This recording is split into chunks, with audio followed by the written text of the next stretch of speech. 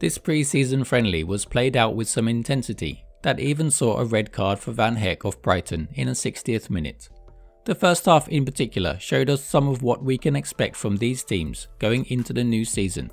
With no shortage of goals in this game, it finished 4-3 to Chelsea in what turned out to be an even game. Chelsea lined up in a 4-2-3-1 formation with Andrey Santos and Gallagher in the double pivot positions. What was obvious in the early stages was that during the phases of possession, Andrey Santos was the one that would sit and allow Gallagher to get forward and join the attacks. Also, during the build-up phase, Chelsea's shape was lopsided.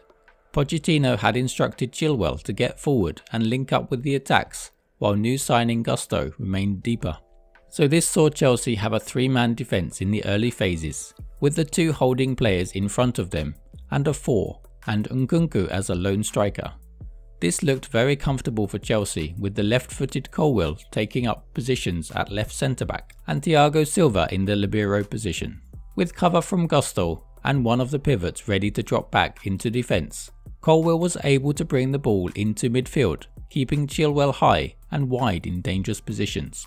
In turn, this allowed Maatsen to come infield and play as a number 8 alongside Chukwuemeka, and join the front line in the final third. The position of Maatsen as a number 8 helps Chelsea at times dominate the centre of midfield with a box midfield outnumbering Brighton.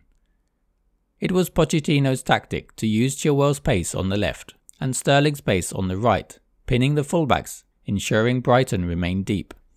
So, at times this tactic would often see Andrey Santos dropping into the defensive line to provide cover when Brighton pressed. There were times when Andrey Santos dropped into the libero positions between the centre-backs and looked very comfortable bringing the ball into the midfield. For De Zerbi's Brighton, it was a case of different players, same system, as Brighton continued to play out with short passes by forming a box with their centre-backs and two pivots, attracting the press from Chelsea in order to open up spaces in the centre of midfield and get the ball out to their wide attackers. Chelsea were able to deal with this in the early stages, with Sterling and Chilwell dropping into central areas and providing an overload. This forced Brighton to play the ball to their fullbacks instead.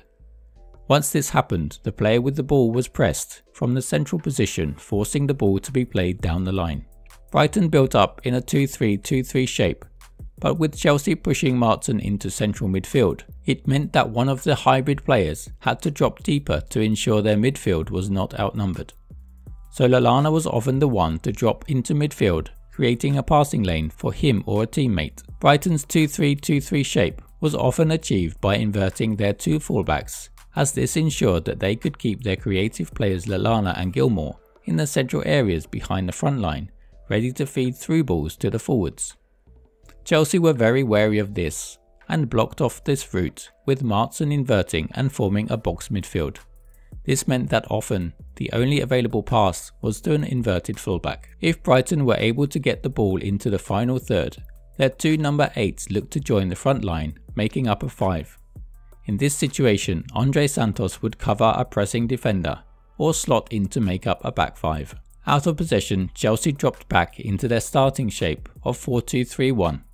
Brighton are a well-drilled team and good at keeping the ball though, so we could often see them create spaces between the lines in the midfield by pulling the Chelsea pivots into different positions. There always seems to be an outball for Brighton in the way of a pass to Mitoma.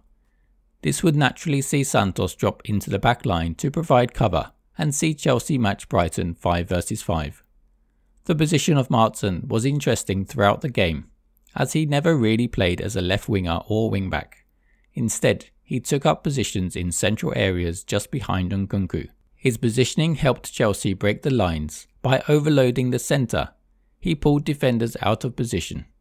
Here he holds up the ball and plays a pass, then spins in behind his marker to almost get on the end of a cross.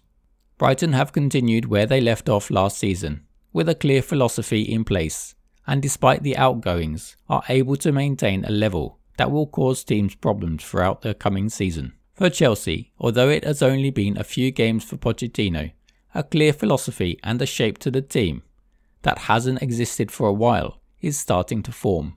What do you think about Andrey Santos occupying a pivot position on a more permanent basis?